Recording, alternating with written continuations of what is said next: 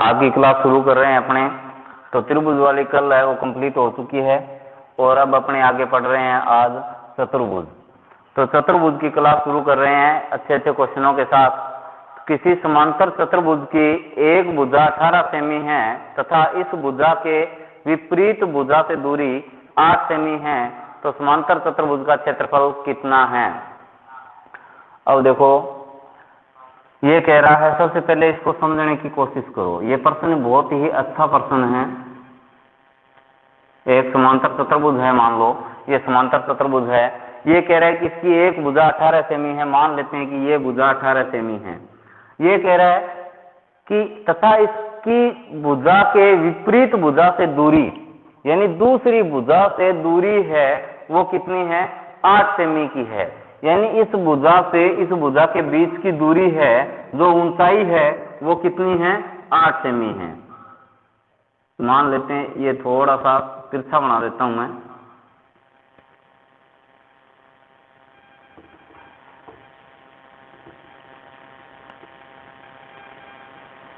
ये समांतर चतुर्भुज है। दूसरी भुजा से दूरी, ये जो दूरी है ये दे रखी है कितनी, 8 सेमी। ये 18 सेमी है और ये 8 सेमी है, यानी ऊंचाई दे रखी है। तो अब अपने देखो इस चतुर्भुज के प्रश्न, इसमें क्षेत्रफल निकालना है। तो क्षेत्रफल का सूत्र क्या होता है, तो अपने त्रिभुज का क्षेत्रफल देखा है ना, समकोण त्रिभुज का। ये समकोण ही तो बना रही है, यहाँ पे दूरी है। तो अब देखो समकोण त्रिभुज के क्षेत्रफल में लगता है 1/2 गुना आधार गुना ऊंचाई, ठीक है ना।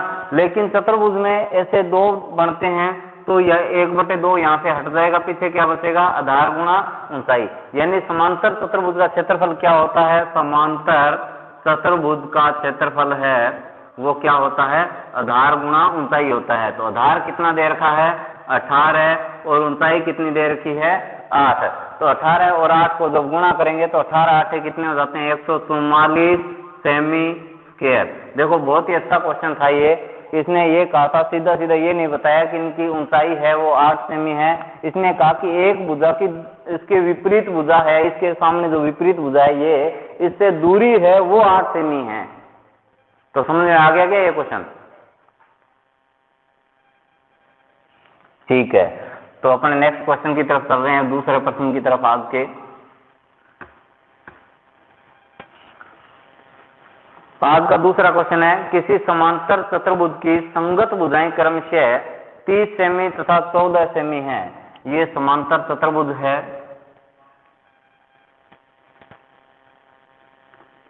इसकी संगत भुजाएं 30 सेमी तथा 14 सेमी है। और संगत भुजाएं कौन सी होती है, तो ये एक ही बिंदु पर जो दो भुजाएं आकर के मिलती है वो संगत भुजाएं होती है। तो ये है एक 30 मीटर और एक 14 मीटर। संगत भुजाओं की लंबाइयां दे रखी है तथा इन भुजाओं को मिलाने वाले विकिरण की लंबाई 40 मीटर है। इन भुजाओं को मिलाने वाले विकिरण की लंबाई है वो कितनी है, 40 मीटर है। अब देखो ये 30 मीटर है तो ये भी क्या होगी, 30 मीटर होगी। ये 14 मीटर है तो ये भी क्या होगी, 14 मीटर होगी। अब देखो इसमें ध्यान से देखो आप, तो इसके अंदर आपको दो त्रिभुज नजर आ रहे होंगे विषमबाहु, ए बी सी और डी। देखो त्रिभुज कौन सा, ए बी डी।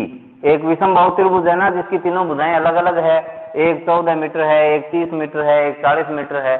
तो इसको विषमबाहु त्रिभुज के क्षेत्रफल से निकालेंगे तो इस एक त्रिभुज का क्षेत्रफल कितना आएगा। तो सबसे पहले अपने निकालते हैं एस, और एस का मान क्या होता है, ए प्लस बी प्लस सी बटा में 2। तो यानी 14, 40 और 30 तीनों को जोड़ देते हैं तो 40 प्लस 30 प्लस 14 और बटा में आ जाएगा 2। तो ये कितना हो जाएगा, 84, और भाग में 2 का भाग देंगे तो कितना आ जाएगा, 42 मीटर आ जाएगा।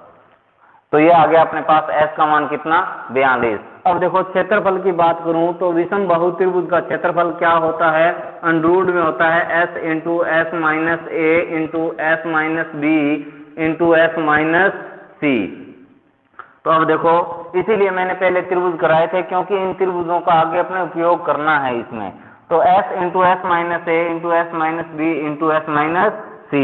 तो सबसे पहले देखो एस का मान कितना आया है, तो ये है अपने पास 42, 42 माइनस ए, यानी 42 में से कितना कम करना है 40, और फिर 42 एस का मान और बी का मान कितना है 30, तो ये आ जाएगा माइनस में 30, और एस का मान है फिर 42 और सी का मान कितना है 14, तो ये आ जाएगा।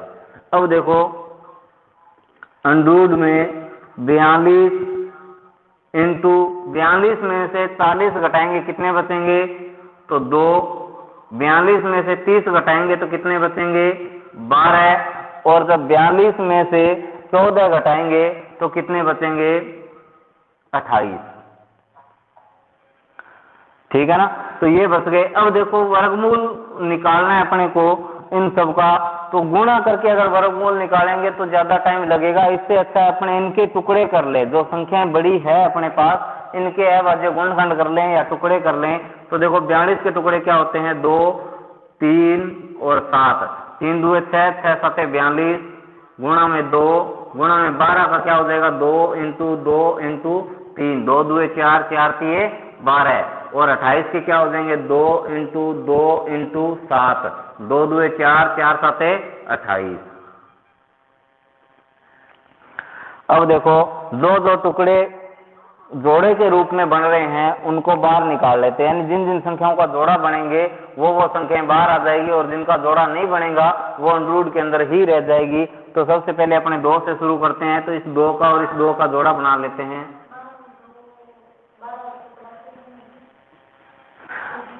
और इसके बाद इस 3 का टुकड़ा देखते हैं, तो इसका और इसका आ जाएगा, इसके बाद इस 7 का और इस 7 का आ जाएगा, इसके बाद इस 2 और इस 2 का, और पीछे इस 2 का और इस 2 का।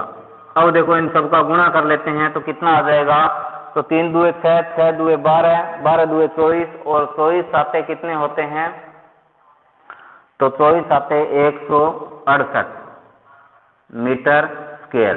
अब देखो ये एक त्रिभुज का आया है, ये सेम ही तो त्रिभुज है, दूसरा भी सेम ही है, तो जब एक का 168 है यानी इसका 168 है, तो इसका भी क्या होगा 168 ही होगा।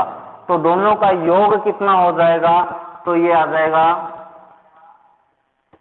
336 मीटर स्क्वायर। तो इस चतुर्भुज का क्षेत्रफल क्या हो जाएगा 336 मीटर स्क्वायर हो जाएगा। तो बताओ समझ में आई क्या ये बात, ठीक है। तो अपने नेक्स्ट क्वेश्चन की तरफ बढ़ रहे हैं।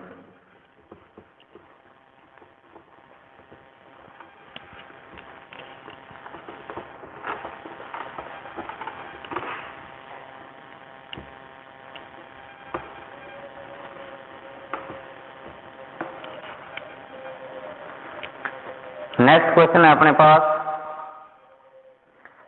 एक समचतुर्भुज के एक विकिरण की लंबाई दूसरे विकिरण की लंबाई का 80% है। एक विकिरण की लंबाई है वो दूसरे विकिरण की लंबाई का 80% है, यानी अपने एक कोई विकिरण मानते हैं उसका 80% निकालेंगे तो दूसरा विकिरण आ जाएगा। तो 80% अपने ऐसी संख्या मान लेते हैं, सबसे पहले एक विकिरण 10 मान लेते हैं, 10 मान लेंगे तो दूसरा विकिरण क्या आ जाएगा, दूसरा विकिरण 10 का 80% निकालोगे तो कितना आ जाएगा 8 आ जाएगा।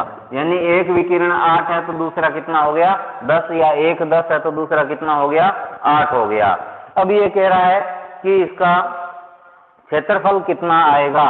अब दो विकिरण दे रखे हो, जब दोनों विकिरण दे रखे हो तो अपने चतुर्भुज का क्षेत्रफल कैसे निकालेंगे, तो 1/2 इंटू विकरणों का गुणनफल,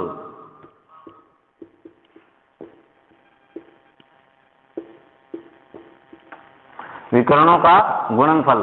तो 1/2 इंटू विकर्ण 10 है और एक 8 है, तो इनका गुणा करेंगे तो 2 से काट देंगे, ये कितना आ जाएगा 4, और 4 को 10 से गुणा करेंगे तो कितना आ जाएगा 40 मीटर स्क्वायर, या सेमी है तो सेमी स्क्वायर हो जाएगा।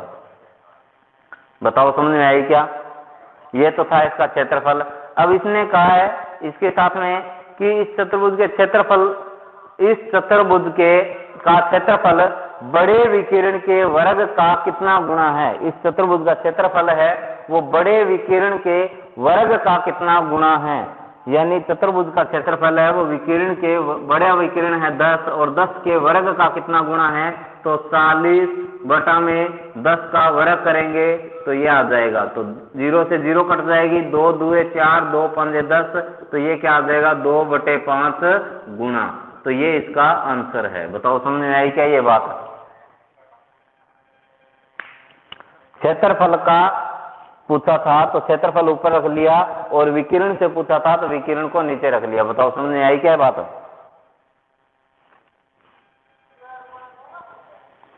नहीं, ये 10 की वर्ग 100 हो जाएगी ना, यहाँ 40 है।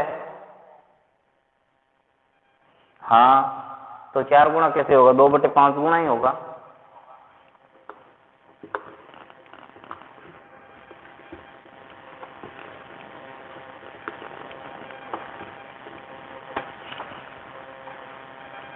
नेक्स्ट क्वेश्चन देखो,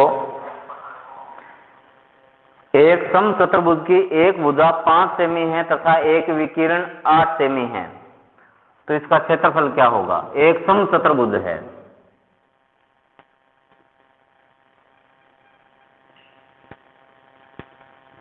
ये समचतुर्भुज है। समचतुर्भुज की सारी भुजाएं समान लंबाई की होती है, तो ये 5 है, तो ये भी 5 है, ये भी 5 है और ये भी 5 है। अब ये कह रहा है कि इसका एक विकिरण 8 है। मान लेते हैं कि ये विकिरण है, ये कितना है? 8 है, और ये दूसरा विकिरण अपने को पता नहीं है। तो अब देखो, समचतुर्भुज के एक विकिरण है वो एक दूसरे को समद्विभाजित करते हैं और समकोण पर समद्विभाजित करते हैं, ध्यान रखना। तो समकोण पर समद्विभाजित करते हैं, यहाँ कोण कितने डिग्री का बन गया? 90 डिग्री का। अब इस विकिरण को, ये विकिरण है, नाम दे देता हूं मैं ABCD, ये BD विकिरण है, ये AC को 90 डिग्री पे काट रहा है और साथ में समद्विभाजित कर रहा है। तो AC विकिरण भी BD को क्या कर रहा है? समद्विभाजित कर रहा है। तो ये टुकड़ा कितना हो जाएगा? पूरा 8 है, तो ये 2 भागों में बंटेगा, तो ये ऊपर वाला 4 बचेगा और नीचे वाला भी कितना बचेगा? 4 बचेगा। तो ये भुजा कितनी आएगी? ये बिंदु O ले लेते हैं। अब देखो, त्रिभुज AOD से, त्रिभुज AOD, इसमें ये कोण समकोण है, तो समकोण के सामने वाली भुजा सदैव क्या होती है? कर्ण होती है। तो पीछे एक आधार बच जाएगा और एक लंब बच जाएगा। तो पाइथागोरस प्रमेय का उपयोग करेंगे, पाइथागोरस प्रमेय से। तो पाइथागोरस प्रमेय से क्या आएगा? कर्ण स्क्वायर बराबर क्या होता है? आधार स्क्वायर प्लस लंब स्क्वायर होता है। तो कर्ण कितना है? 5, और 5 की स्क्वायर आधार अपने x मान लेते हैं, x की स्क्वायर प्लस लंब क्या है? 4 की स्क्वायर। अब देखो, 5 की स्क्वायर कितना हो गया? 25 बराबर x स्क्वायर प्लस 4 की स्क्वायर कितनी हो जाएगी? 16। 16 प्लस का है, दूसरी तरफ माइनस में जाएगा, तो कितना आ जाएगा? 25 माइनस 16 बराबर x स्क्वायर। तो ये x स्क्वायर के बराबर 25 में से 16 को घटाएंगे, कितना बचेगा? 9, और x का मान कितना आएगा? अब देखो, स्क्वायर है, दूसरी तरफ रूट में जाएगी, तो 9 का रूट निकालेंगे, कितना आ जाएगा? x का मान 3 आ जाएगा। बताओ यहां तक समझ में आएगा ये क्वेश्चन? ये x का मान 3 आ गया। ये तो मैंने अभी बताया था कि BD है वो AC को समद्विभाजित कर रहा है, यानी ये 3 है, तो इधर वाला भी क्या होगा? 3 होगा। तो दोनों विकिरण मिल गए, तो चतुर्भुज का क्षेत्रफल क्या होगा? चतुर्भुज का क्षेत्रफल है, ये क्या हो जाएगा? 1/2 इंटू विकिरणों का गुणनफल। ये विकिरण पूरा 8 है और ये विकिरण पूरा कितना है? 6 है। तो अब देखो, 2 से काट लेते हैं 4, 6 को 4 से गुणा करेंगे 24, और ये था सेमी, तो ये सेमी स्क्वायर आ जाएगा। बताओ समझ में आएगा? ठीक है, तो अब अपने नेक्स्ट क्वेश्चन की तरफ बढ़ते हैं।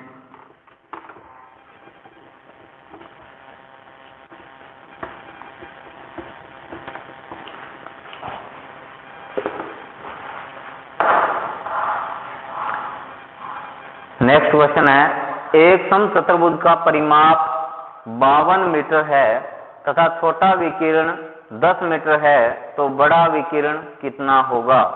एक समचतुर्भुज का परिमाप दे रखा है, ये समचतुर्भुज है, इसका परिमाप है कितना? 52। अभी मैंने बताया था कि समचतुर्भुज की सारी भुजाएं क्या होती है? समान होती है, यानी चारों भुजाएं समान है। ये x है तो ये भी x है, ये भी x है और ये भी x है। तो इसका परिमाप क्या हो जाएगा, x x x और x, चारों xों को जोड़ेंगे तो क्या आ जाएगा, 4x आएगा ना। ये 4x आ गया और इसने परिमाप अपने को दे रखा है कितना, 52 मीटर, 52 मीटर। तो x का मान कितना आएगा, तो 4 का भाग दे देंगे तो कितना आ जाएगा, 13 आ जाएगा। यानी x का मान कितना आ गया, 13 आ गया। ये भुजा कितनी आ गई, 13 आ गई। अब ये देखो इसके दो विकिरण हैं, एक विकिरण ये रहा और एक विकिरण ये रहा। समचतुर्भुज के विकिरण एक दूसरे को समद्विभाजित करते हैं और समकोण पर समद्विभाजित करते हैं, यानी ये कोण 90 डिग्री है। अब देखो एक विकिरण की लंबाई दे रखी है 10 मीटर, ये विकिरण मान लेते हैं 10 मीटर है, छोटा विकिरण है तो ये रहा छोटा, BD 10 है, BD पूरा 10 है, तो ये इतना क्या बचेगा BO तक, तो ये 5 बचेगा। तो पीछे ये ज्ञात करना है कि ये कितना होगा, तो पाइथागोरस प्रमेय का ही उपयोग करेंगे। पाइथागोरस प्रमेय से देखेंगे तो इस त्रिभुज में ये कर्ण है, यानी 13 की स्क्वायर, कर्ण स्क्वायर बराबर आधार की स्क्वायर प्लस लंब की स्क्वायर, इसको मान लेते हैं OA, तो OA की स्क्वायर। अब देखो 13 की स्क्वायर कितनी होती है, 169 बराबर 5 की स्क्वायर 25 प्लस OA की स्क्वायर। अब 25 प्लस का है, दूसरी तरफ जाएगा माइनस में, तो कितना आ जाएगा, 169 माइनस 25 बराबर OA की स्क्वायर। 25 को माइनस करेंगे तो कितना बचेगा, 144। ये किसका मान है, OA की स्क्वायर है। अब स्क्वायर दूसरी तरफ जाएगी रूट में, तो मैं इधर से स्क्वायर हटाता हूं तो यहाँ वर्गमूल लग जाएगा, 144 का वर्गमूल कितना आ जाएगा, 12। ये OA का मान आया है। अब देखो OA का मान 12 है तो पूरा विकिरण क्या होगा, AC, तो इसका दुगुना हो जाएगा ना, क्योंकि ये BD विकिरण है, इसको समद्विभाजित कर रहा है। तो जब ये 12 है तो पूरा विकिरण कितना हो जाएगा, यानी CA की लंबाई कितनी हो जाएगी, 24 मीटर हो जाएगी। बताओ समझ में आई क्या बात, इसने विकिरण ही पूछा इसमें। ठीक है, तो अब अपने बढ़ते हैं नेक्स्ट क्वेश्चन की तरफ।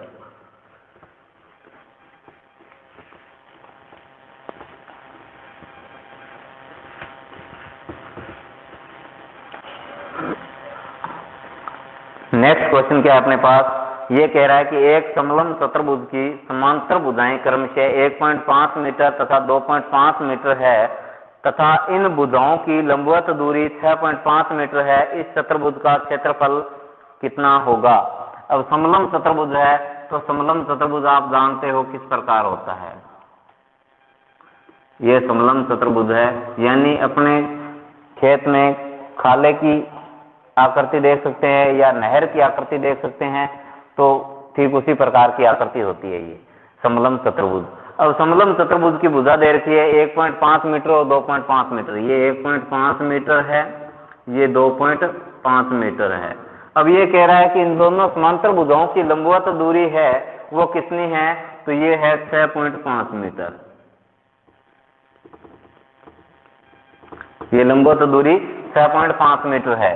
तो देखो समलंब चतुर्भुज का क्षेत्रफल क्या होता है, समलंब चतुर्भुज का क्षेत्रफल होता है 1/2 इंटू समांतर भुजाओं का योग, समांतर भुजाओं का योग इंटू ऊंचाई, यानी ऊंचाई कह दें या इनको ये कह दें कि समांतर भुजाओं के बीच की दूरी। तो अब देखो 1/2 इंटू समांतर भुजाओं का योग, यानी 1.5 प्लस 2.5, इनको जोड़ देंगे और गुणा में ऊंचाई कितनी है, 6.5 है। तो देखो 1.2 इंटू 1.5 और 2.5 को जोड़ेंगे तो कितना हो जाएगा, 4 इंटू 6.5। अब इसको 4 को काट लेते हैं 2 से, तो 2 आ जाएगा और 2 को 6.5 से गुणा करेंगे तो क्या आ जाएगा, 13 मीटर स्क्वायर आ जाएगा इसका क्षेत्रफल। बताओ समझ में आई क्या बात है। ठीक है, तो अब अपने चलते हैं नेक्स्ट क्वेश्चन की ओर।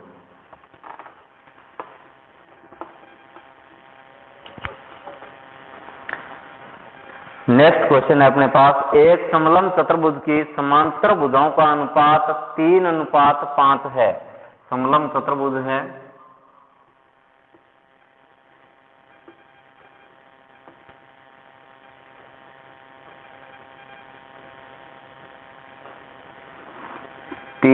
3:5 में अनुपात दे रखा है समांतर भुजाओं का।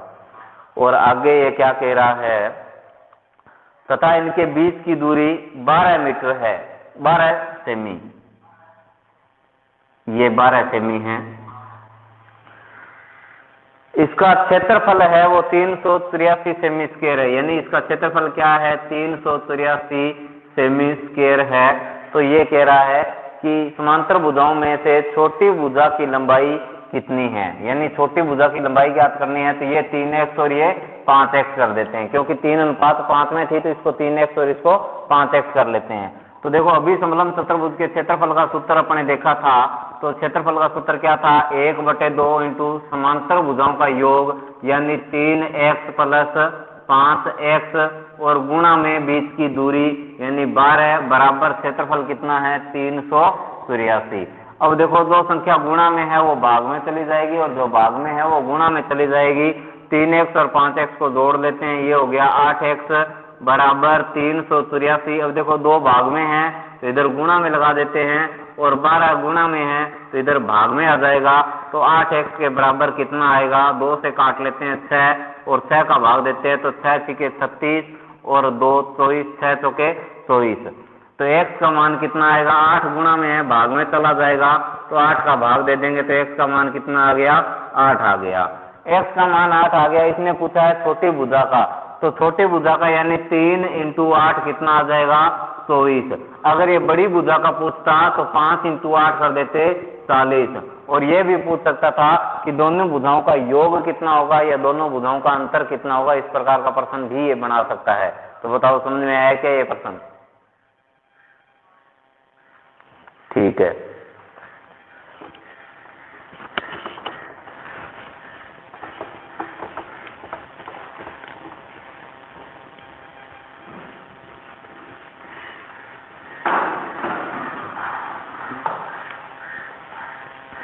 नेक्स्ट क्वेश्चन है अपने पास, किसी चतुर्भुज के एक विकिरण की लंबाई 30 सेमी है तथा विपरीत शीर्ष बिंदुओं से इस विकिरण पर डाले गए लंबों की लंबाइयां क्रमशः 6.8 सेमी तथा 9.2 सेमी है, तो चतुर्भुज का क्षेत्रफल है वो कितना होगा।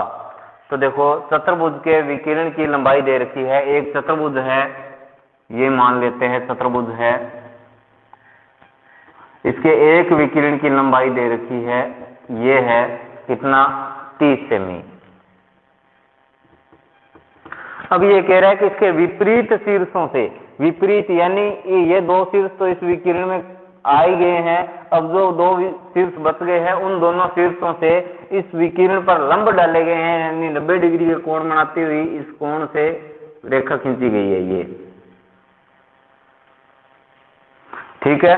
और इन लंबों की लंबाइयां दे रखी है वो कितनी है, 6.8 और 9.2। ये 6.8 है और ये 9.2 है। तो अब देखो इसका क्षेत्रफल पूछा है, तो जब दोनों विकिरण थे तो अपने विकिरणों का गुणा किया था। अगर एक विकिरण था तो अपने दूसरा विकिरण ज्ञात किया था, लेकिन इसमें न तो भुजा दी है, अगर भुजा देता तो अपने ज्ञात करने की कोशिश करते।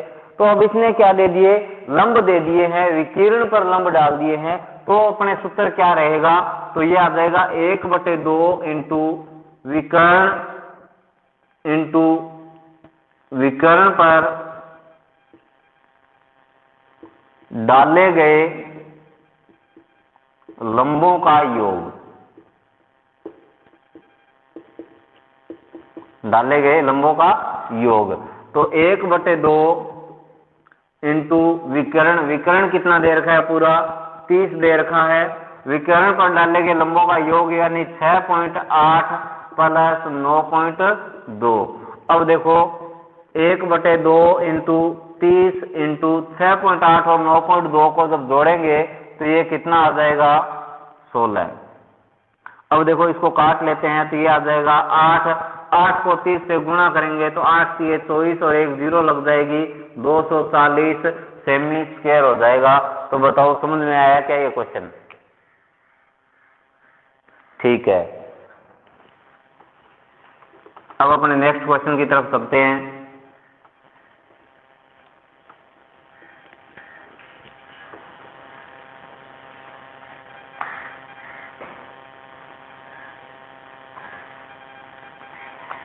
नेक्स्ट क्वेश्चन क्या है, एक समांतर चतुर्भुज का आधार ऊंचाई का 3 गुना है। एक समांतर चतुर्भुज है जिसका आधार है वो ऊंचाई का 3 गुना है।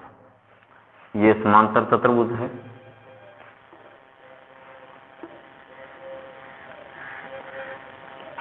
ठीक है, इसका आधार, ये आधार है, ये जो ऊंचाई है इसका क्या है, 3 गुना है। यानी ऊंचाई x है तो आधार क्या हो जाएगा बताओ, 3x हो जाएगा ना। ये आधार है वो ऊंचाई का 3 गुना है। अगर मैं ऊंचाई को x मान लेता हूं तो आधार कितना हो जाएगा, 3x हो जाएगा। अब ये कह रहा है कि यदि इसका क्षेत्रफल है वो 108 सेमी स्क्वायर है। इसका क्षेत्रफल कितना दे रखा है, 108 सेमी स्क्वायर दे रखा है। तो ये पूछ रहा है कि इसके आधार की लंबाई क्या होगी, आधार है ये कितना होगा। तो अब देखो, अपने समांतर चतुर्भुज के क्षेत्रफल देखा था कि एक त्रिभुज के क्षेत्रफल में 1/2 इंटू आधार इंटू ऊंचाई था। समांतर चतुर्भुज में सिर्फ क्या था, आधार इंटू ऊंचाई था। तो यहाँ क्या हो जाएगा, क्षेत्रफल आधार इंटू ऊंचाई बराबर क्या आ जाएगा, 108 आ जाएगा। तो आधार कितना है अपने पास, 3x है, ऊंचाई क्या है, x है, और बराबर कितना है, 108 है। तो अब देखो 3x को x से गुणा करेंगे तो क्या हो जाएगा, 3x स्क्वायर हो जाएगा, और इधर है 108। अब 3 गुणा में है, दूसरी तरफ भाग में आएगा, 108 के अंदर भाग देते हैं तो कितना आएगा, x स्क्वायर बराबर 108 बटे 3, 3 का भाग दे दिया, 3 3 9 और 3 6 18। x स्क्वायर का मान कितना है, 36। x का मान कितना आएगा, तो स्क्वायर दूसरी तरफ जाएगी किसमें, रूट के अंदर। तो जब इसकी वर्गमूल निकालेंगे 36 की तो कितनी आ जाएगी, x का मान 6 सेमी आ जाएगा। x का मान आ गया, यानी अपने पास ऊंचाई आ गई है। तो इसके आधार की लंबाई क्या होगी, तो 3 गुणा 6 कितनी आ जाएगी, 18 सेमी। बताओ समझ में आया क्या ये क्वेश्चन। ठीक है, तो आज के लिए इतने ही, और ये इसी के साथ लघु चतुर्भुज है वो कंप्लीट हो गया है। तो अपने आगे वर्त के क्षेत्रफल के बारे में पढ़ेंगे, और उसके बाद में निर्देश जो अपने रेखा गणित है उसके अंदर जैसे रेखा है कोण है वो क्वेश्चन, तो वो क्वेश्चन करेंगे। ठीक है ना। किसी की कोई समस्या हो तो वो बताइए मेरे को, कि कोई क्वेश्चन आपको नहीं आया हो।